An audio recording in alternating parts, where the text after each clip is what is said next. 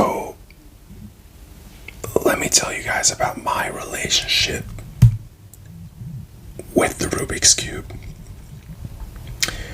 With cubing, if you will. I discovered this hobby probably a little bit over 10 years ago.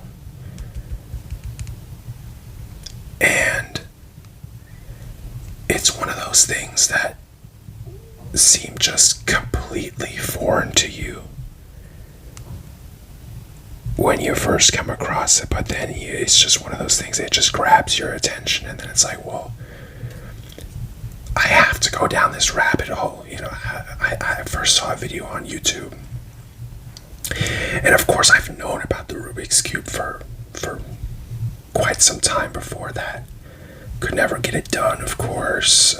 No, I did not try to take the stickers off, okay, but I did try to solve it with multiple tutorials and never really could get it done, which is I think a common experience for a lot of people. But I let some time pass, and like I said, I then really got into the world of cubing. Discovered that they have like competitions, and some of the best guys, some of the best cubers,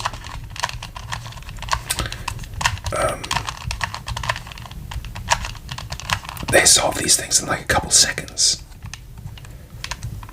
And so this was just honestly fascinating to me. And I was like, I need to learn more about this. This looks kind of cool. Like, something that I might want to do. Who knows? And so I pick up my first cube. I had lost my other one, so I was like, let me go to the store and pick up. I wanted to get a 3x3, but they didn't have one actually. They had a 2x2, so I got a 2x2. It wasn't this one, but it was like a Rubik's one. And struggled, as you can imagine, struggled early to solve those, or just try to intuitively solve it, because I thought, man, I get a 3x3, but a 2x2 can't be that hard, right? So I was sitting working on this thing for a couple days, and it just did not want to budge. But after I looked up the tutorial, I was able to get it down in, I don't know how long, but I was able to do it. I was able to solve it with the tutorial, and then pretty soon after, without any external help. And that was an awesome feeling. I can't lie. And then, of course, like with everything in life, you move up, you move your way up the ranks, and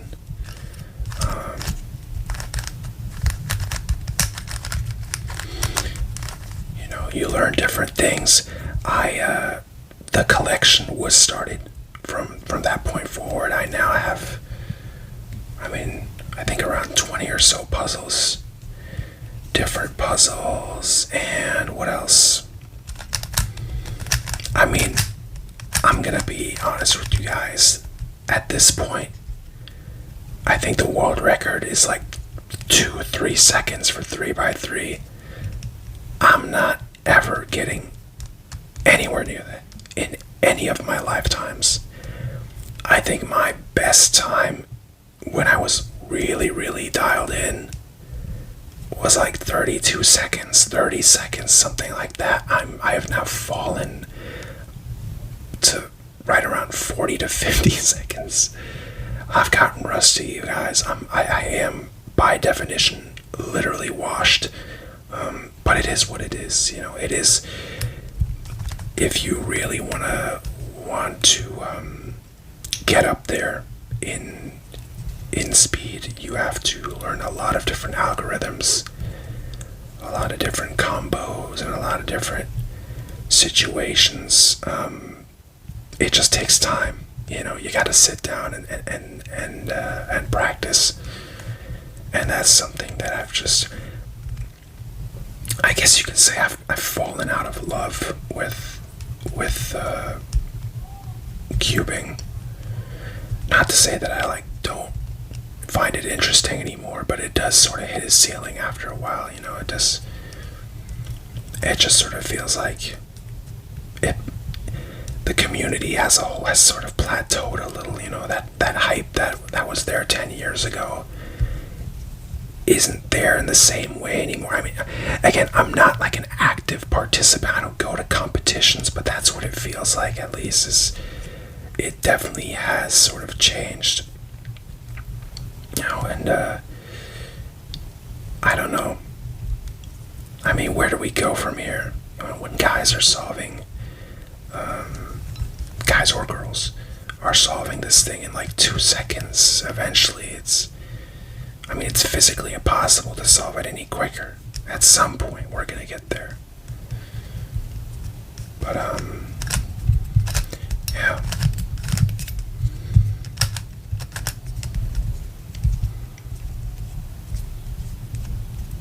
They've got like magnets in there. This one doesn't have magnets, I don't think, but magnets, something they didn't have back then. All this technology, this crazy advanced tech they did not have back in the day. Gear Cube. Very interesting to look at. Very visually stimulating.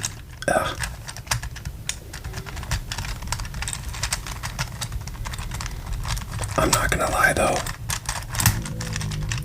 One I maybe wouldn't be able to solve if my life depended on it.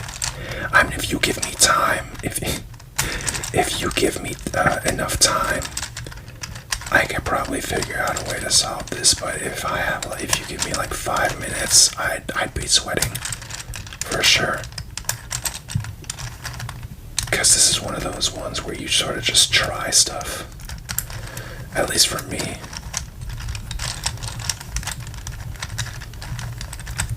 I mean, it's no different than a 3x3, of course, but it does work a little bit differently.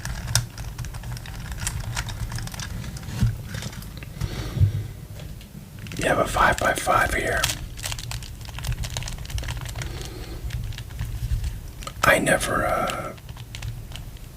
I keep having to refresh the 4x4 parity algorithm. This one I just sort of keep forgetting. Again, it goes back to, if you don't practice enough.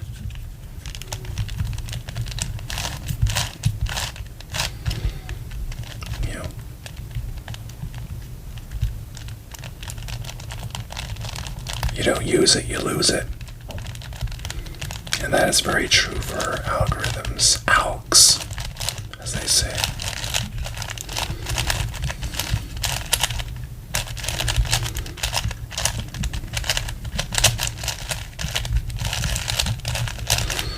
It's a great way to challenge yourself, though. I recommend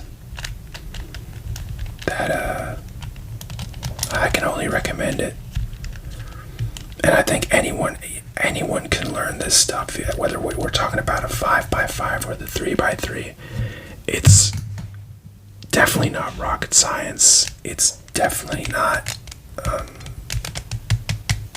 complicated.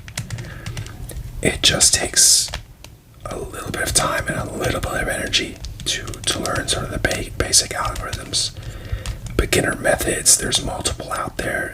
Just pick one of those and you'll I think most people will be able to solve the thing in a day, in a couple hours, maybe even less than that. There's a mirror cube, by the way. Again, just another 3x3. It just takes a little bit to wrap your head around it. What do they say? Like, solve the thickest layer first or something like that. Could be advantageous.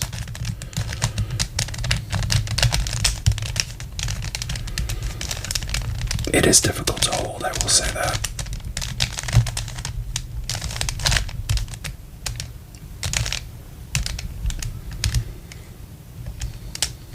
Wow, look at that's like modern art. Look at that.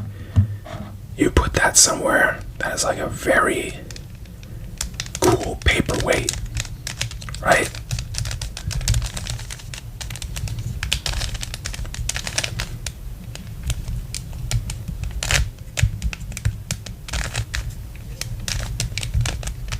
Yes, sir.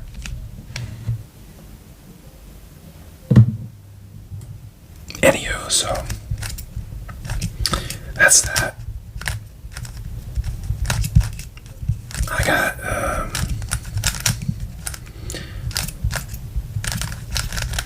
I got nothing else.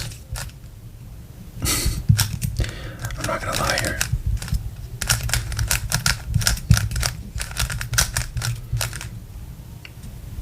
See, this is what I'm talking about. This is where I don't know the exact algorithm. I just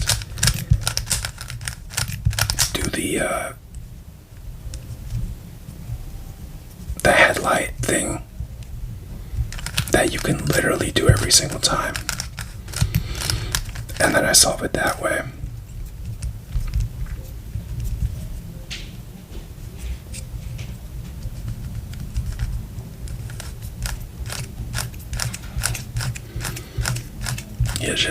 You keep going round and round and round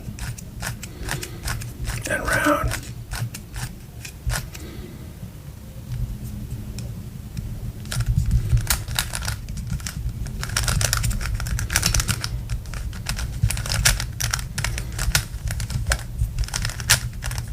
Exquisite.